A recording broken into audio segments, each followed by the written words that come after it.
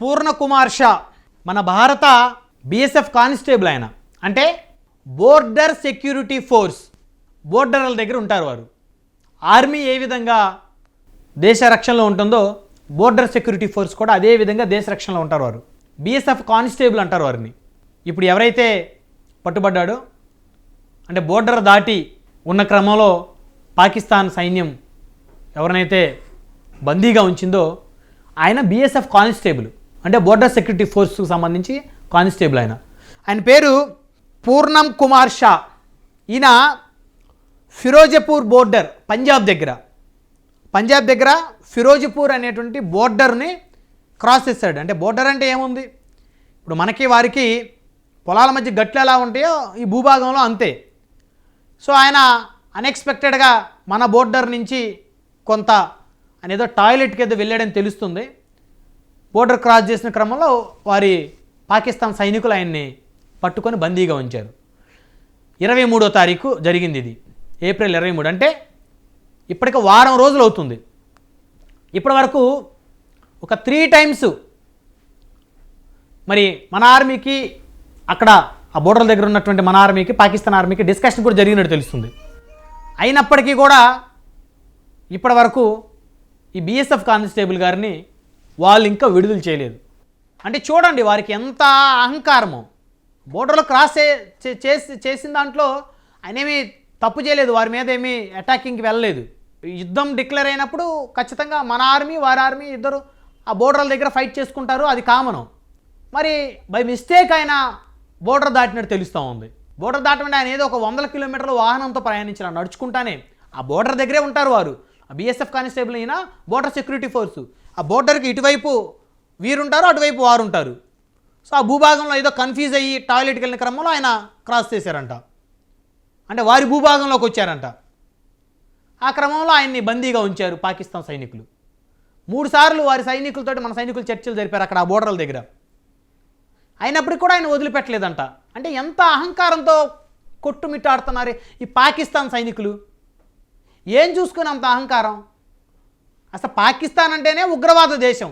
అందులో సివిలియన్స్లో కూడా చాలామంది ఆ మెంటాలిటీ ఉన్న వాళ్ళు ఉన్నారు.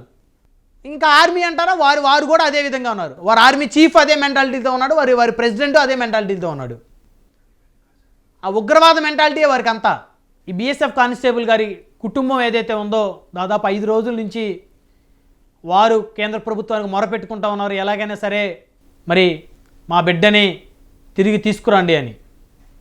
అంటే బందీగా ఉన్నాడు కదా, బందీగా ఉండడం చిన్న విషయం కాదు. పాకిస్తాన్లో మన ఇండియన్ ఆర్మీకి సంబంధించిన వాళ్ళు బందీలుగా ఉన్నారంటే అది నిజంగా ఒక భయంకరమైనటువంటి విషయం అది. ఎందుకంటే ఆయన ప్రాణానికి రక్షణ లేదు. ఇప్పుడు ఉగ్రవాద భావజాలంతో బతుకుతున్నటువంటి ఆ దేశానికి సంబంధించినటువంటి సైనికులు అదే భావజాలంతో ఉంటారు వాళ్ళు. సో మన సైనికుల మీద అన్యాయంగా అక్రమంగా తెగబడతారు వాళ్ళు. డైరెక్ట్గా ధైర్యంగా ఎదురుగా వచ్చి మన సైనికుల మీద కాల్పులు చేస్తే ధైర్యం లేదు వాళ్ళకి.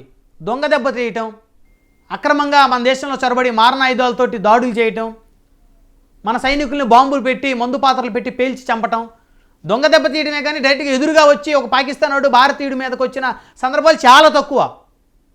కాబట్టి ఎవరైతే మన బోర్డర్ సెక్యూరిటీ ఫోర్స్ కానిస్టేబుల్ పూర్ణం కుమార్ షా గారు ఉన్నారో మరి వారిని కేంద్ర ప్రభుత్వం త్వరగా వెనక్కి తీసుకురావాలని చెప్పేసి వారి కుటుంబ సభ్యులందరూ కూడా రోధిస్తూ ఉన్నారు 5 రోజుల నుంచి.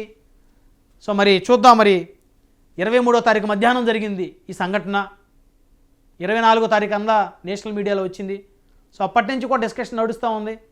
మరి పెహల్గామ ఉగ్రదాడి నేతృత్వంలో ఈ నేపథ్యంలో మరి వారికి భయాందోళనకు గురవుతున్నారు పాకిస్తాన్ వాళ్ళు. అంటే మన బోర్డర్, మన బీఎస్ఎఫ్ కానిస్టేబుల్ వారి దగ్గర ఉంటే ఏదో బెదిరించవచ్చు అనేటువంటి ఒక ధోరణిలో వారు ఉన్నట్టయితే తెలుస్తూ ఉంది. సో మొత్తానికి ఈ ఉద్రిక్తతల నేపథ్యంలో మరి ఆ కానిస్టేబుల్ గారి కుటుంబం కూడా భయపడతా ఉంది.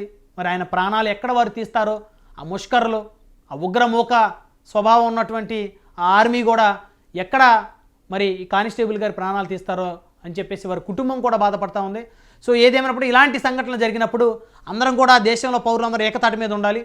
ఖచ్చితంగా భారత ప్రభుత్వం ఇమీడియట్గా రెస్పాండ్ అయ్యి మరి మన బీఎస్ఎఫ్ కానిస్టేబుల్ గారిని తిరిగి వెనక్కి రప్పించాలి. లేదా ఇమీడియట్గా అక్కడ ఆ బోర్డర్లో ఆయన ఉంచారు కాబట్టి, బందీగా ఉంచారు కాబట్టి వారు బోర్డర్లో మన సైన్యం వారి మీద యుద్ధానికి వెళ్ళి మన కానిస్టేబుల్ని వెనక్కి తిరిగి తీసుకురావాల్సిన బాధ్యత కూడా ఉంది. సో ఏది ఏమైనప్పటికీ కూడా చాలా గందరగోళమైనటువంటి పరిస్థితి. సో ఇలాంటి పరిస్థితుల్లో దేశంలో పౌరులందరూ కూడా ఒకే మాట మీద ఉండాలి. అన్ని మతాలు, ముస్లింలు, క్రైస్తవులు, హిందువులు అన్ని మతాలు కలిసి ఒకే మాట మీద ఉంది. ఈ పాకిస్తాన్ ఉగ్ర మూకలకి బుద్ధి చెప్పాల్సినటువంటి సమయం అయితే ఆసన్నమైందని ఖచ్చితంగా మనం చెప్పుకోవాల్సినటువంటి సమయం ఇది.